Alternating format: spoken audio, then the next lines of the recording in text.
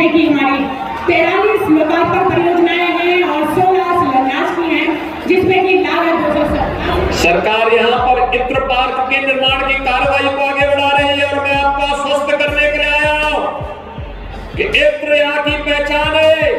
और भाइयों बहनों, यहाँ के इत्र की सुगंध को दुनिया तक पहुंचाने के लिए न केवल पार्क बनेगा, बल्कि उसको हम आगे बढ़ाने के लिए जिस भी प्रकार के सहयोग की आवश्यकता होगी, डबल इंजन की सरकार कन्नौज के उद्यमियों के साथ, कन्नौज के व्यापारियों के साथ हमेशा खड़ी होगी।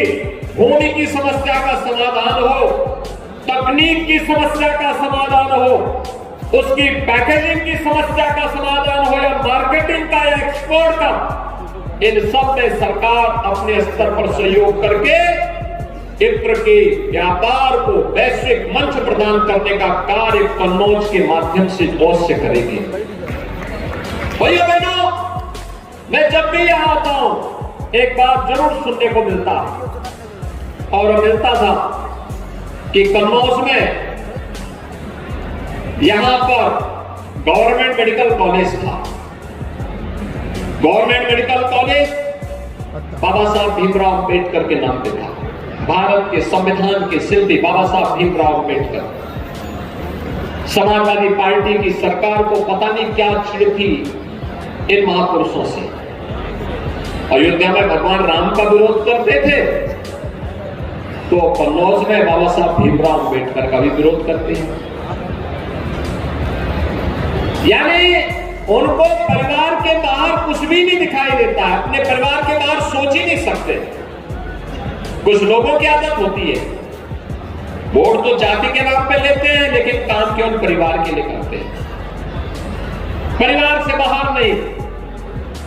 लेकिन भाइयों बहनों, हम फिर से आपको आश्वस्त करना चाहते हैं, जो हमारे जनप्रतिनिधियों की भावनाएं हैं, जो यहां पर अभी कहा है, असीम जी ने भी कहा है, सुब्रत जी ने भी कहा है, हमारे अन्य मान्य विधायकगण भी इस बात को कह रहे थे कि बाबा साहब भीमराव अंबेडकर के नाम पर फिर से मेडिकल कॉलेज का नामकरण होना चाहिए। और मैं आपको आश्वस्त करने के लिए आया हूं कि बाबा साहब भीमराव अंबेडकर के नाम पर फिर से जाना जाएगा कन्नौज का मेडिकल कॉलेज। और जो भी सुविधाएं यहां के लिए उपलब्ध करवानी हो, और अत्याधुनिक सुविधाओं को इसके साथ जोड़ेंगे। कन्नौज को एक विशेष व्यवस्था के साथ जोड़ करके इस व्यवस्था को और तेजी के साथ आगे बढ़ाने का कार्य करेंगे। आपने देखा होगा यहां पर आज अपने स्वर्गीय पिता की स्मृतियों को जीवंत बनाए रखने के लिए श्री सुब्रत पाठक जी ने यहां पर दिव्यांग जनों के लिए कृत्रिम अंग उपकरण वितरण के कार्यक्रम को आगे बढ़ाया। 5000 से अधिक यहां पर कृत्रिम अंग उपकरण वितरण के कार्यक्रम संपन्न हुए। बड़ी संख्या में उन लोगों को जिन लोगों ने कभी भी इन सभी चीजों से अपने आप को कहीं ना कहीं वे लोग वंचित थे, लेकिन आज ये सुविधाएं यहां पर उपलब्ध करवाने का कार्य उनके द्वारा दिव्यांग जनों के लिए किया गया।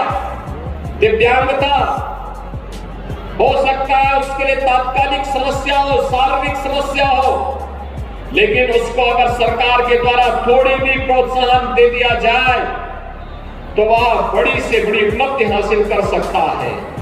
भाइयों बहनों, हम तो सब जानते हैं, अगर उपनिषदों में आप देखेंगे तो अनेक ऐसे उदाहरण आपको मिलेंगे